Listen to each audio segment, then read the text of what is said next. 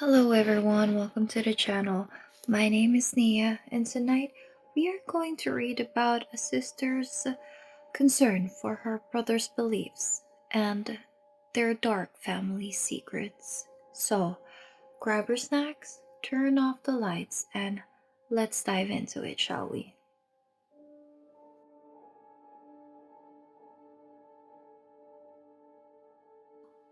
Hello, my name is Anna. This is not easy to share, but some stories don't go away just because you try to forget them. And mine? It started with my brother Jay. He was the fourth among us five siblings. I am the youngest and the only girl, just a 2-year age gap between us. We used to be close, almost like twins. We would build pillow forts, fix broken toys, and laugh over late night snacks. Jay was brilliant. He could fix broken gadgets like magic. Our old game consoles, dead phones, even the family computer. Everyone said he was gifted. Maybe he was. But somewhere along the way, that gift turned into something else. Jay did not believe in what the rest of us did. While our mom filled our house with warm faith and symbols of protection, Jay laughed at them. He believed in science, cold facts. No soul, no afterlife, no evil, no good, just emptiness. He told us he was an atheist. At first, we brushed it off as part of growing up, but then came the first incident. He was in first year high school. One afternoon, he came home and saw the religious statues my mom placed in the living room shelf. I remember sitting there watching cartoons when Jay walked in. His face turned cold. He asked Mom calmly at first to take it all down.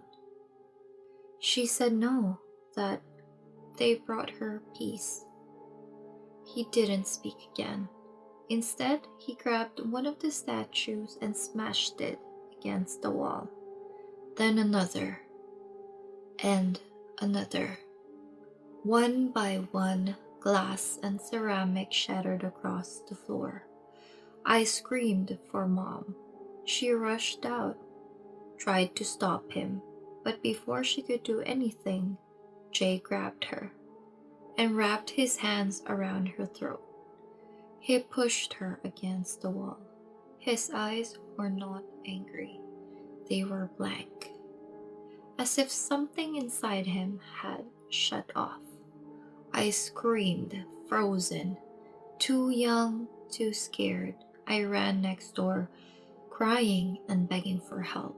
Our neighbor burst in, pulled Jay off Mom.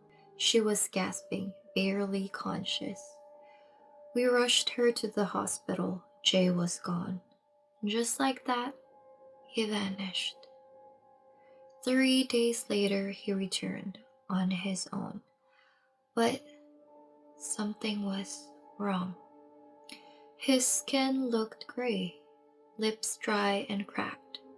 His eyes were dark underneath, like he hadn't slept in weeks. And there was something else. Following behind him like a shadow was a trail of smoke, pitch black, floating behind his back like it was attached to him. I asked my brothers if they could see it. They couldn't, only me. A week later, Jay stood behind our second oldest brother while he was washing dishes. I was sitting at the table eating a mango. Jay walked slowly, silently. He tapped him on the shoulder. When our brother turned, Jay grinned wide, unnaturally wide, and whispered, "I could end you right now." He held a sharp kitchen knife behind his back. I dropped my fruit and screamed again. My brother turned, saw the blade, and tackled Jay before he could raise it. By the time Mom arrived, Jay was bruised and bleeding, but smiling, like it was all a joke. Third year of high school.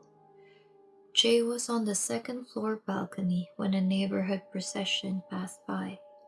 Locals carrying torches, music playing softly in the distance.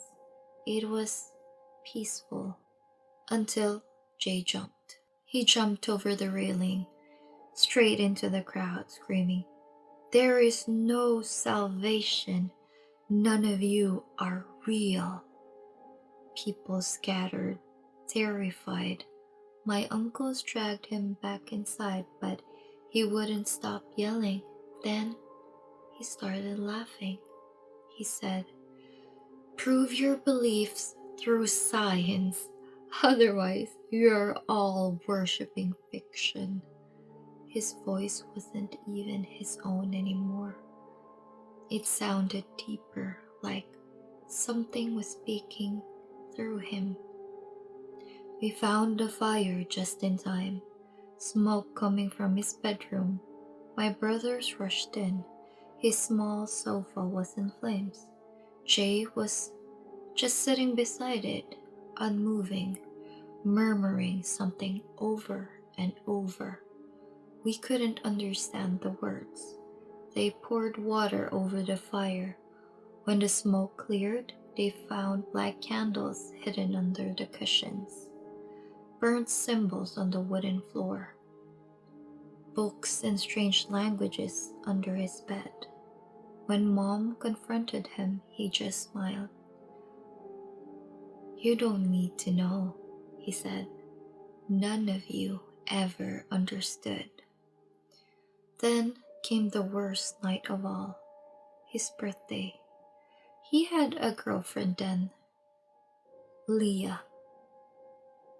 Sweet, quiet, full of light. We never understood how she ended up with Jay, but love, I guess, is blind. That night, she came over with a cake. We waited for Jay to come down. He did not. Instead, he called her upstairs. She went. 2 hours passed, no sound. Mom told me to go check on them. I knocked. No answer. The doorknob was unlocked. I opened it. The room was lit by candlelight. No electricity, just flames arranged in a perfect circle around Leah, unconscious on the floor. She was half dressed. Jay sat in the corner, his eyes wide, his fingers bleeding. He was biting them down to the bone. I screamed for Mom. When we turned on the lights and blew out the candles, Leah woke up, gasping. She pulled her clothes together and bolted out of the room. She wouldn't talk, only said one thing. "Please, don't let him come near me ever again." After that night, Jay got sick. Fever, coughing black, sticky mucus. But every time you brought him to the hospital, he'd recover, like magic. Back home, the symptoms would return. He started losing weight, pale skin, red eyes, but every scan said he was fine. We were so scared. Lola came to visit from the countryside. She was a healer, old school. She tried to read Jay through ritual smoking candles, but she said she could not see him. "Something is hiding him from me," she whispered. "Something old." One Sunday, I saw Jay getting dressed again. He always left the house around 3 p.m. We used to think he was going to a youth gathering. This time, I asked him where he was going. He looked at me. His pupils were huge, too huge, and he grinned. Don't ask unless you're ready to die. Then he walked out the door, and this time there was no smoke following him. It was already inside him. That's where I'll stop for now.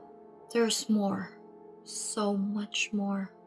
But every time I type this, I feel like I'm calling something back. If you've ever felt watched when you're alone, if you've ever heard whispers when no one's there, then maybe you've met something like Jay. I'll be back soon if I'm still here. Anna. And that is it for our spooky story tonight. Thank you so much for watching.